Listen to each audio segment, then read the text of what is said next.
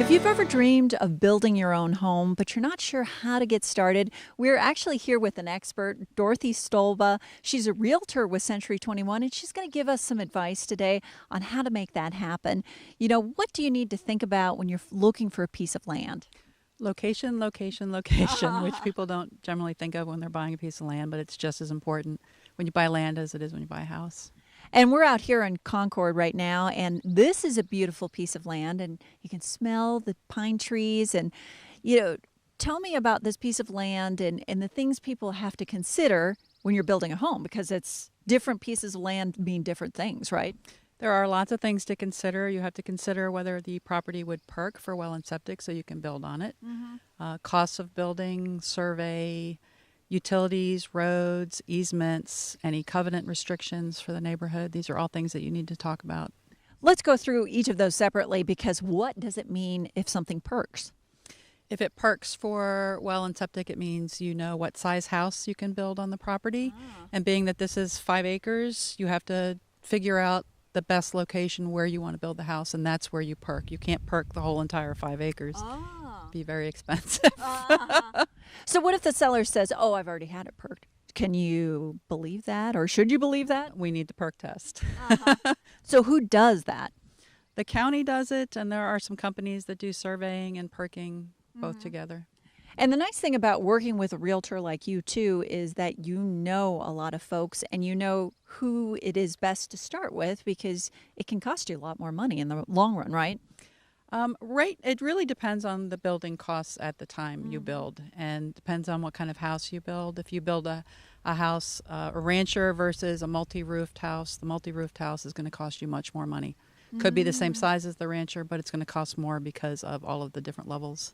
You know, you listen to people and you kind of understand that sometimes they don't know exactly what they need or want, but you know what they need. Sometimes somebody can tell you exactly what they're looking for, and then it ends up they buy something completely different than what they told you.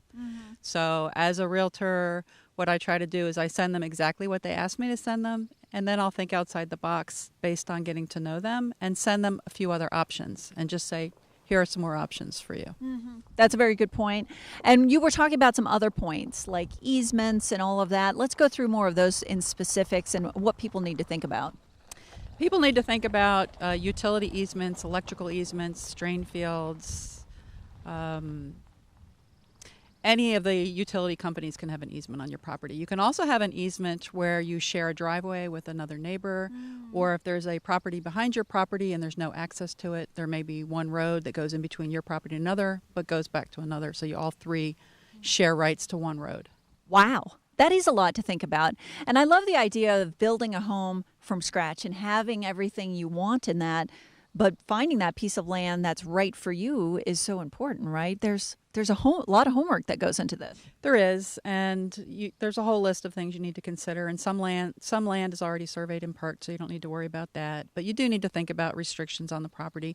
And the first thing I ask people is, do you want mountain views? Do you want a water feature, which could be river, could be a stream, a creek, a pond, and people generally prefer the water feature if they can get it, which this one has a spring-fed stream in the backside of it. So, and obviously we have a few trees here, but not all pieces of property come with all those trees, right? No, a lot of property is clear-cut, and then pines are planted. And the nice thing about getting a property that has not been clear-cut is you choose which hardwoods you want to keep and which ones you don't want to keep. And so once you find that piece of property too, you can help with the other steps, because you need a builder, you need all those other aspects. You keep a list of goodies, don't you? I do. I have a resource list of contractors, electricians, plumbers, builders, lenders, closing companies, roofers, painters, anybody that my clients might need. I have a list that I make available to them, and I give them multiple choices so that they can interview and choose who they want. To build, buy, sell, or learn about flipping a home, you can call Dorothy Stolba. She's a realtor for Century 21, 434-942-2171. She's on Facebook. You can also go online and find her at c21.com, and she's listed on Zillow as well. And we'll be right back.